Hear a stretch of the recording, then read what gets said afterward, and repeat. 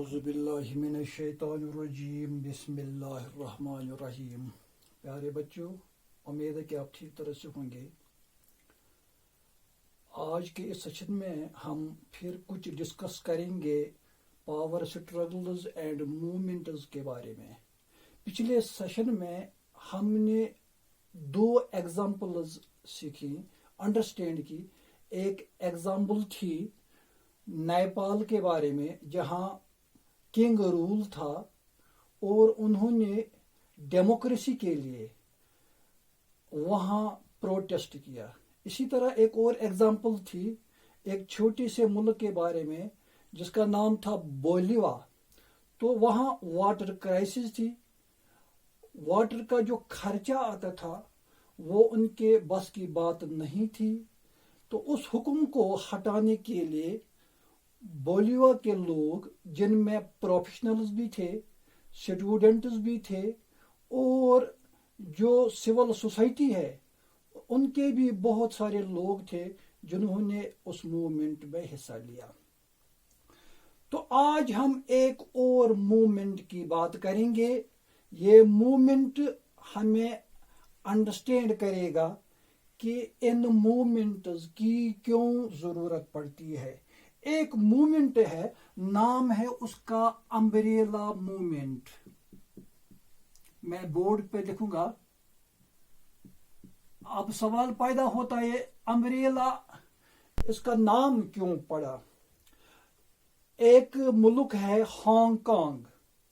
September 2014 میں، September 2014 یہاں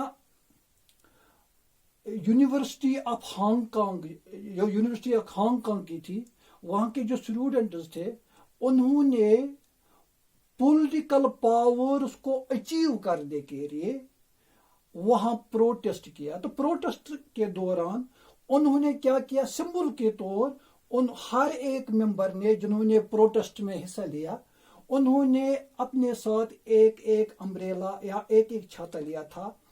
تو اس سمبل کے تحت اس موومنٹ کا نام پڑا ہے امبریلا موومنٹ۔ یہ سپٹمبر 2014 میں شروع ہوا ہے۔ تو ہانگ کانگ کے لوگ، یہ جو وہاں کے یونیورسٹی کے اسٹوڈنٹس تھے، وہ کیا چاہتے تھے کہ ڈیموکریسی میں ان کے پاس بہت سارے پاور ہوں، پوری طرح پولیٹیکل ریفارمٹی جو ہے ملک میں وہ ہونی چاہیے، تاکہ لوگ زیادہ سے زیادہ پولیٹیکل افیئرز میں حصہ لیں۔ دراصل یہ جو موومنٹس ہیں یہ اسی لیے آتے ہیں تاکہ لوگوں کو پاور میں، لوگوں کو اپنا شیئر مل سکے۔ تو پولیٹیکل فریڈم کے لیے یہ جو امبریلا موومنٹ تھی، یہ پولیٹیکل فریڈم کے لیے منعقد ہوئی تھی۔ اب سوال پیدا ہوتا ہے کہ ان موومنٹس میں کون کون سے گروپ جو ہیں، کون کون سے لوگ جو ہیں حصہ لیتے ہیں۔ مثلا ان موومنٹس میں ایک گروپ جو ہے وہ حصہ لیتا ہے، وہ ہے پریشر گروپ۔ میں نے پچھلے سیشن میں آپ کو انڈرسٹینڈ کرایا بھی تھا کہ پریشر گروپس بھی جو ہیں ان موومنٹس میں حصہ لیتے ہیں۔ اب آپ کے ذہن میں کوسچن پیدا ہوا ہوگا کہ پریشر گروپ کو ہم کن کو کہیں گے؟ پریشر گروپ دراصل یہ لوگوں میں سے ہے، ایک جماعت ہوتی ہے، ایک گروپ ہوتا ہے جن کا اپنا اسپیسیفک انٹرسٹ ہوتا ہے۔ تو اسپیسیفک انٹرسٹ کو، اسپیسیفک ایم کو، اسپیسیفک گول کو اچیو کرنے کے لیے یہ پروٹیسٹ کرتے ہیں، یہ موجودہ گورنمنٹ کے خلاف اپنا پروٹیسٹ درج کراتے ہیں۔ ان کا پولیٹیکل افیئرز میں ڈائریکٹلی کوئی کنٹرول نہیں ہوتا ہے۔ ان کے پاس اپنا ایک اسپیسیفک ایم ہوتا ہے، اپنا اسپیسیفک گول ہوتا ہے۔ اس کو اچیو کرنے کے لیے یہ کبھی کبھار پولیٹیکل پارٹیز کا بھی حصہ لیتے ہیں، پولیٹیکل پارٹیز کی بھی ہیلپ لیتے ہیں، لیکن ان کا اپنا ایک اسپیسیفک ایم ہوتا ہے۔ جو ہی اسپیسیفک ایم اچیو ہو گیا، حاصل ہو گیا، تو یہ اپنا جو پروٹیسٹ ہے ختم کرتے ہیں۔ इसी तरह एक और ग्रुप है, इस ग्रुप को हम ये नाम दे सकते हैं sectional interest group. Sectional interest group, ये भी एक ऑर्गेनाइजिंग ग्रुप होता है जो अपना एम अचीव करने के लिए प्रोटेस्ट करते हैं, आंदोलन उठाते हैं, बंद लगाते हैं, ट्रैफिक जाम करते हैं। अब यहाँ जो मैंने बोर्ड पे लिखा है सेक्शनल, यानी ये एक स्पेसिफिक सेक्शन से ताल्लुक रखते हैं। मसलन अगर हम लॉयर्स की बात करेंगे, वकला की बात, या डॉक्टर्स की बात करेंगे, टीचर्स की बात करेंगे, तो उनकी अपनी अपनी ऑर्गेनाइजेशन होती है, उनका अपना अपना इंटरेस्टिंग ग्रुप होता है जो अपने एम, जो अपने मकसद, स्पेसिफिक गोल्स जो उनके पास होते हैं, इनको अचीव करने के लिए ये मूवमेंट्स ऑर्गेनाइज करते हैं।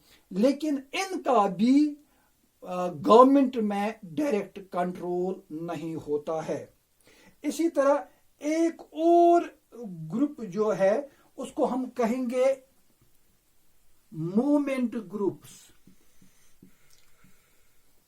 मूवमेंट ग्रुप्स ये कंटिन्यूअसली मूवमेंट में रहते हैं, लेकिन इनका भी पॉलिटिकल पार्टीज में, पॉलिटिकल अफेयर्स में कोई बाकायदा जो शेयर होता है वो नहीं होता है। लेकिन कभी कभार अपने एम को अचीव करने के लिए, अपने गोल को हासिल करने के लिए ये कभी कभार पॉलिटिकल पार्टीज का भी हिस्सा बनते हैं और इनको मदद के लिए पुकारते हैं। पिछले सेशन में मैंने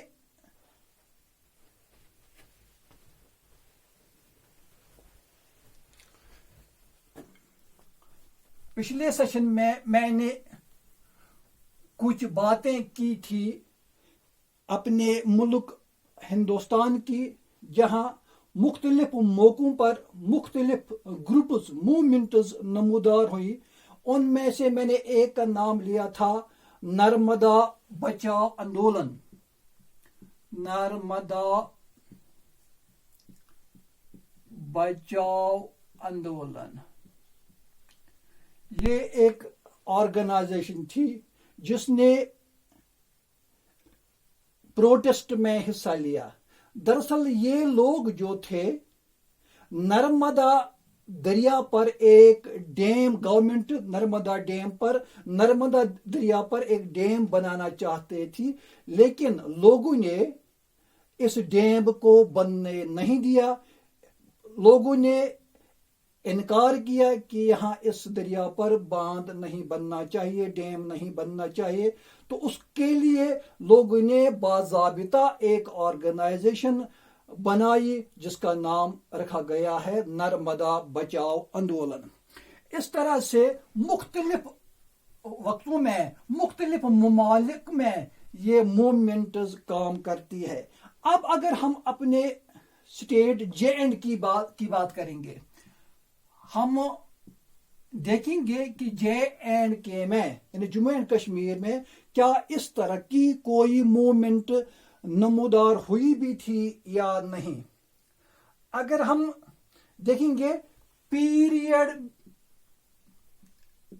बिटवीन 1925 एंड 1930, यानी 1925 और 1930 के दरमियान जो उर्सा गुजरा, इसको नाम दिया है पॉलिटिकल अवेकनिंग। पॉलिटिकल अवेकनिंग इन जे.एंड.के, यानी इन सालों में बाज़ाबिता तौर सियासी असर के लिए लोगों के दरमियान अंडरस्टैंड कराया गया कि पॉलिटिकल अवेकनिंग जो है, इस जानिब जो इल्म है, जानकारी है, लोगों को दी गई है। तो यहां 1925 से लेकर 1930 तक यहाँ एक बाज़ाबिता तौर एक ऑर्गेनाइजेशन वजूद में आई और उस ऑर्गेनाइजेशन का नाम था ऑल इंडिया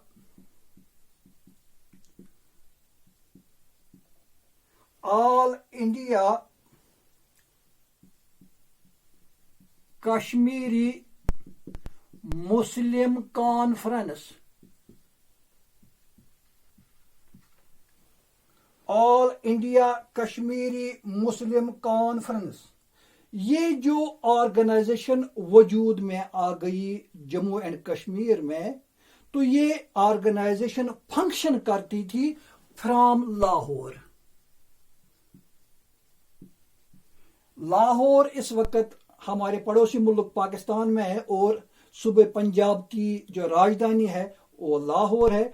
तो ये जो ऑल इंडिया कश्मीरी मुस्लिम कॉन्फ्रेंस थी, ये फंक्शन हो रही थी वहीं लाहौर से। तो इस ऑर्गेनाइजेशन ने क्या किया, इसका काम क्या था? ये जो ऑर्गेनाइजेशन जम्मू एंड कश्मीर में तरतीब दी गई, बनाई गई, इसका काम क्या था? तो ये ऑर्गेनाइजेशन जो थी ऑफर्ड स्कॉलरशिप्स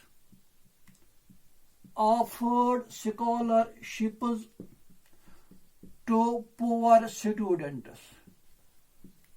इसका पहला काम ये था इस ऑर्गेनाइजेशन का कि ये गरीब बच्चों को वजीफा देते थे, वज़ाइफ देते थे, स्कॉलरशिप देते थे, ताकि वो ब्रिटिश इंडिया में जाकर, यानी उस वक्त हिंदुस्तान अंग्रेजों के मातहत था, तो ब्रिटिश इंडिया में जाकर बड़ी बड़ी डिग्रियां हासिल कर लें, हायर एजुकेशन हासिल कर लें।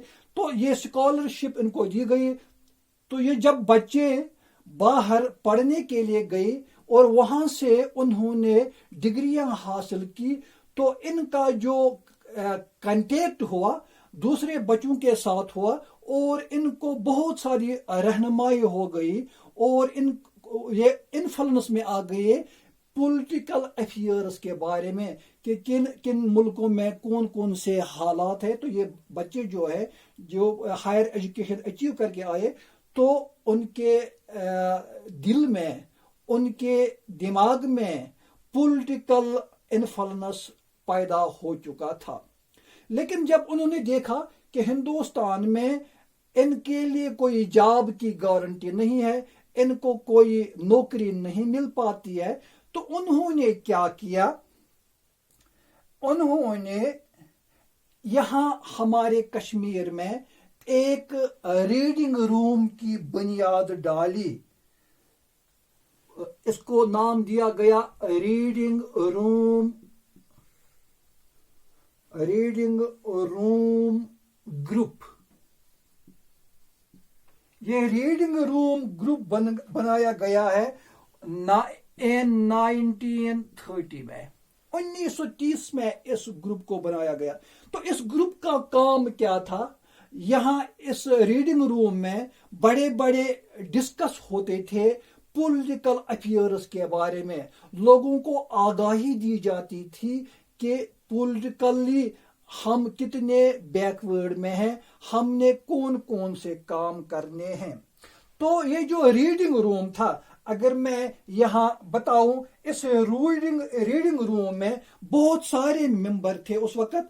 मसलन इन मेंबर्स में एक नाम था GEC वेकफील्ड, दूसरा था डॉक्टर मिस जूनियल, तीसरा मेंबर था मिस मिलनसन, चौथा मेंबर था CE टेंडल बिस्को, पांचवा था मिर्जा गुलाम मुस्तफा खान, छठा मेंबर था आगा सैयद हुसैन और एक और मेंबर था BN नेहरू।